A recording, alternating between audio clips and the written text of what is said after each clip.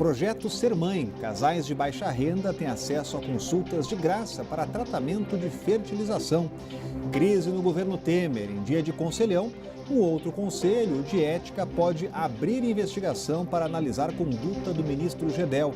O braço direito do presidente tentou influenciar o IPHAN em autorização para prédio de luxo em Salvador. Os fatos da política do DF e do entorno que você confere a partir de agora no Band Cidade, primeira edição.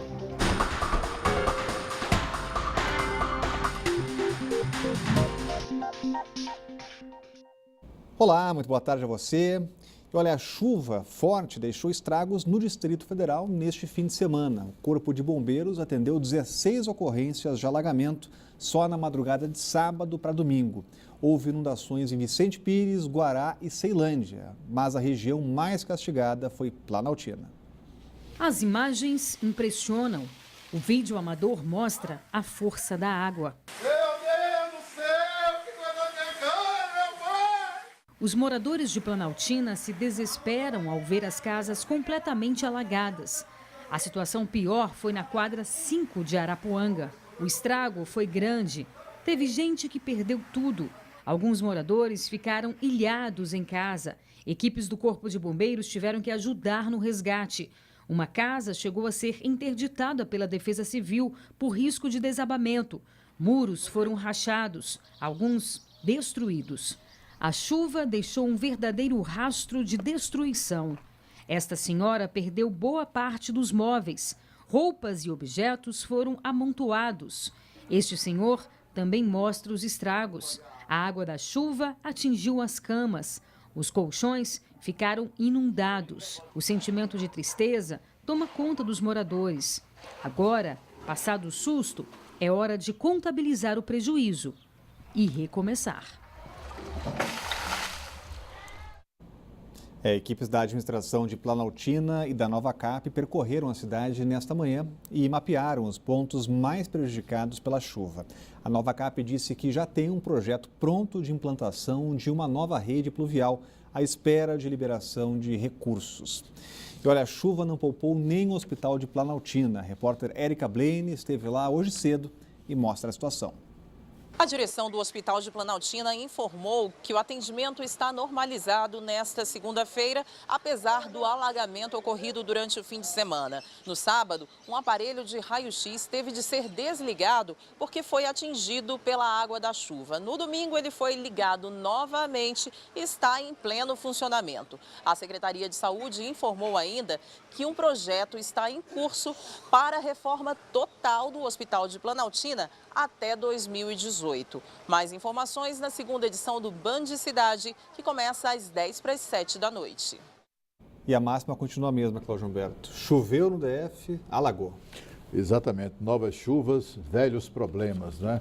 Aqui nós temos um longo período de seca, período que a natureza até oferece aos nossos governantes para que eles tomem providências, para que eles se acautelem, para que eles planejem a nossa cidade de maneira a que quando chegar a temporada de chuvas não aconteça isso que a gente acabou de mostrar, como a gente mostra todo santo ano. Todo santo ano a gente aqui está chamando a atenção para a imprevidência dos governantes, dos órgãos públicos que existem e nos custam uma fortuna exatamente para impedir que coisas assim aconteçam.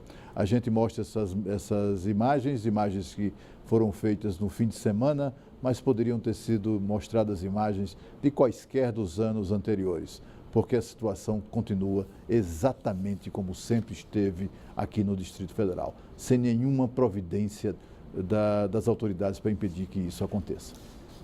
E com a chuva deste fim de semana, os reservatórios apresentaram leve melhora. Olha, o rio descoberto, que abastece o plano piloto, começou a semana em 20,7%. O racionamento está autorizado, mas a CAESB segue acompanhando a evolução das chuvas para tomar uma decisão.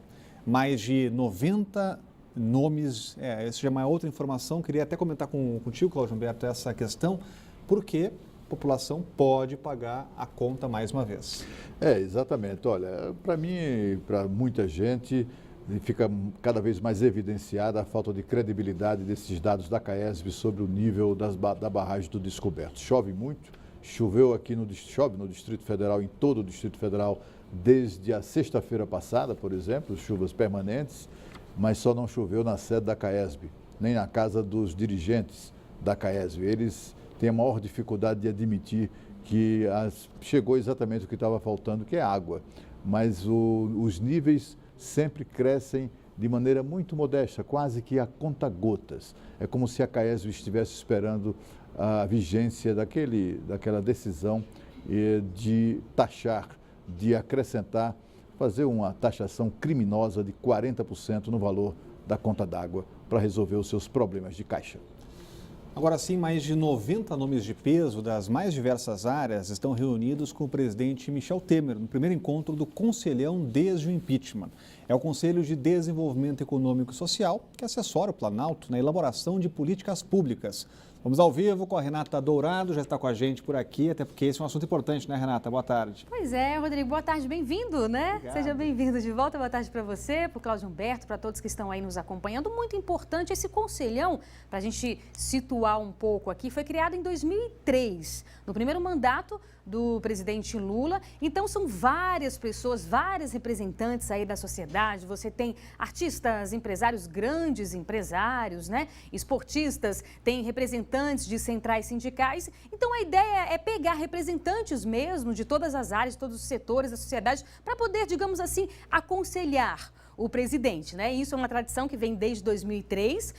A última reunião do Conselho foi em janeiro, então ainda no governo da presidente Dilma Rousseff. Então é a primeira vez que o presidente Michel Temer se reúne aí com esse Conselho. 70%, digamos assim, das pessoas foram mudadas e é o próprio presidente quem indica e quem nomeia. Então são pessoas de confiança, digamos assim, né? As quais ele vai ouvir, pessoas que vão dar aí sugestões, vão aconselhar. Nós temos aí umas imagens deste encontro, dessa reunião. Começou por volta de 9h40 da manhã. São mais de 90 pessoas. Imagine você que todas essas pessoas vão ter direito à fala. Já estão falando, na verdade, né? Mas cada um fala rapidamente, cerca de 5 minutos. E aí o presidente Michel Temer também fez um discurso, algo em torno de 40 minutos. E o que ele disse, Rodrigo? Algo que a gente já sabe, mas o que ele reafirmou? Que a ideia é que o governo envie ainda este ano a reforma da Previdência ao Congresso Nacional. A gente sabe que a prioridade é aprovar aquela PEC, mas de qualquer forma, ele vai enviar ainda este ano essa reforma da Previdência e a próxima reforma, isso já no ano que vem,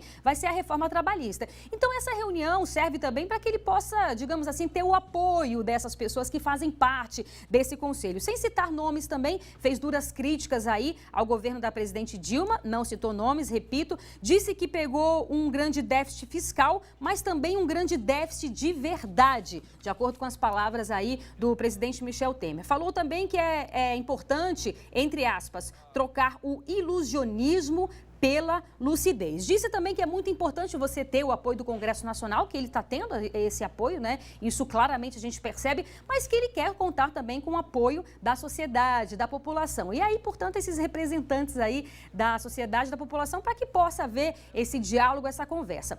Paralelo a isso, está tendo uma outra reunião também, uma reunião do Conselho de Ética da Presidência. Existem várias pautas que esse Conselho de Ética analisa. Então, pode ser que analise também, digamos assim, a conduta, né, do ministro da Secretaria de Governo, Gedel Vieira Lima, que é o braço direito do presidente Michel Temer. Isso porque o ministro da Cultura foi demitido, o ministro Marcelo Calheiro, e depois dessa demissão, ele deu algumas entrevistas dizendo que, na verdade, ele sofreu aí uma pressão do próprio ministro Gedel para que ele pudesse liberar um empreendimento de luxo em Salvador, o qual esse empreendimento aí, o ministro Gedel teria comprado um apartamento. Então, o IPHAN, que é um órgão que é ligado ao Ministério da Cultura, então ele disse que teria sofrido aí essa pressão. Esse Conselho de Ética, ele não tem nenhum poder de punição, mas é um Conselho de Ética, obviamente, que tem um respeito, né, digamos assim, do próprio presidente Michel Temer. Então, vamos ver, é possível que hoje saia aí uma decisão em que sentido? Se vai abrir ou não um processo para investigar essa conduta do ministro. Então, temas bastante importantes no dia de hoje. Uma segunda-feira, já chegou com uma segunda-feira bastante movimentada, né, Rodrigo? É verdade. Obrigado, Renata. Muita movimentação aqui em Brasília, na área política. Cláudio Humberto, e o ministro traz uma crise para dentro do Palácio. Exatamente. Olha, o que o país espera é que o ministro Gedel Vieira Lima peça para sair. Cai fora, 01. Está na hora, né? Até mesmo como uma gentileza ou digamos, uma retribuição a gentileza do presidente Michel Temer, que o retirou do ostracismo para fazê-lo ministro. Gedel Vieira Lima era alguém completamente fora já do, digamos assim, do carteado político, e ele acabou sendo ressuscitado politicamente pelo presidente Michel Temer, que não merece essa crise instalada na antessala do gabinete presidencial. O que se espera é que o próprio Gedel Vieira Lima tenha a iniciativa de poupar o presidente, o governo e o país dessa baixaria, não é? Um ministro de Estado acusado ou suspeito de usar o cargo para pressionar o IPHAN, que é o quem cuida do nosso patrimônio histórico e cultural, para liberar uma área tombada para atender o interesse particular dele. E também interesses, segundo denúncias também, interesses de empresas. Que vergonha, ministro. Peça para sair. E o arcebispo de Brasília é nomeado cardeal pelo Papa Francisco. A cerimônia foi neste domingo, no Vaticano.